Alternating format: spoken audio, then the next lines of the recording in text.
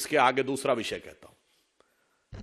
कर्नाटक में मंदिरों पर टैक्स,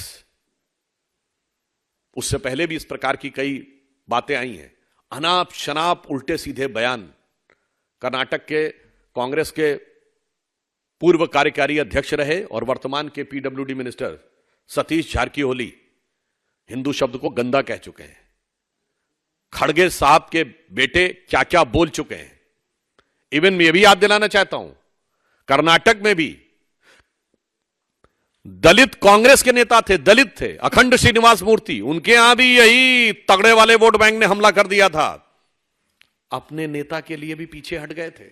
वो बेचारा अपनी खुद लड़ाई लड़ते रहे, बाद में पार्टी भी छोड़ दी है। मैं कहना चाहता हूं कि जो कर्नाटक में हो रहा है और जो बंगाल में हो रहा है, उसे एक लाइन में समझिए। इरेडिकेशन ऑफ सनातन धर्म एक बयान नहीं है, एक अभियान है। इरेडिकेशन ऑफ सनातन धर्म यानी हिंदू धर्म का समूल नाश केवल एक बयान नहीं है, बल्कि एक अभियान है जिसकी झलक आपको तमिलनाडु से लेके, कर्नाटक से लेके बंगाल तक समय समय पर दिखाई पड़ती रहती है।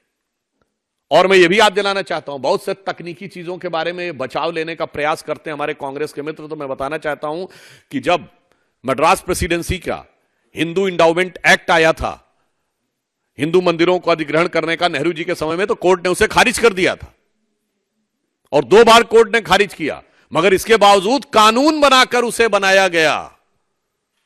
साहब, एक तरफ विचार यह है और दूसरी तरफ है वक्फ बोर्ड का कानून। देखिए साहब, कैसे तराजू पे तौला जाता है आप ये समझिए। मैं सिर्फ एक बात कहना चाहता हूं कि कर्नाटक की सरकार या कांग्रेस और इंडी गठबंधन की सरकार मंदिरों पे टैक्स और दूसरों के लिए हज सब्सिडी, पुनः मैं कह रहा हूं, वो अब समाप्त हो गई, वो एक अलग विषय है। इन्होंने अपने दौर में कोर्ट से अगर क्वैश कर दिया जाए तो कानून बनाकर मंदिरों पर टैक्स लगाया, मंदिरों की संपत्ति का अधिग्रहण किया और उधर हज सब्सिडी दी। मुझे लगता है कि इस ढंग का जो दोहरा रवैया है, पुनः मैं कहना चाहता हूं, इसके आगे दूसरा विषय कहता हूं। कर्नाटक में मंदिरों पर टैक्स, उससे पहले भी इस प्रकार की कई बातें आई हैं। अनाप शनाप उल्टे सीधे बयान। कर्नाटक के कांग्रेस के पूर्व कार्यकारी अध्यक्ष रहे और वर्तमान के पीडब्ल्यूडी मिनिस्टर सतीश जारकिहोली हिंदू शब्द को गंदा कह चुके हैं। खड़गे साहब के बेटे क्या क्या बोल चुके हैं। इवन मैं यह भी याद दिलाना चाहता हूं, कर्नाटक में भी दलित कांग्रेस के नेता थे, दलित थे, अखंड श्रीनिवास मूर्ति, उनके यहां भी यही तगड़े वाले वोट बैंक ने हमला कर दिया था। अपने नेता के लिए भी पीछे हट गए थे।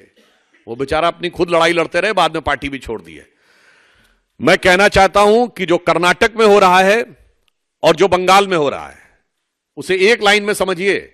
इरेडिकेशन ऑफ सनातन धर्म एक बयान नहीं है, एक अभियान है।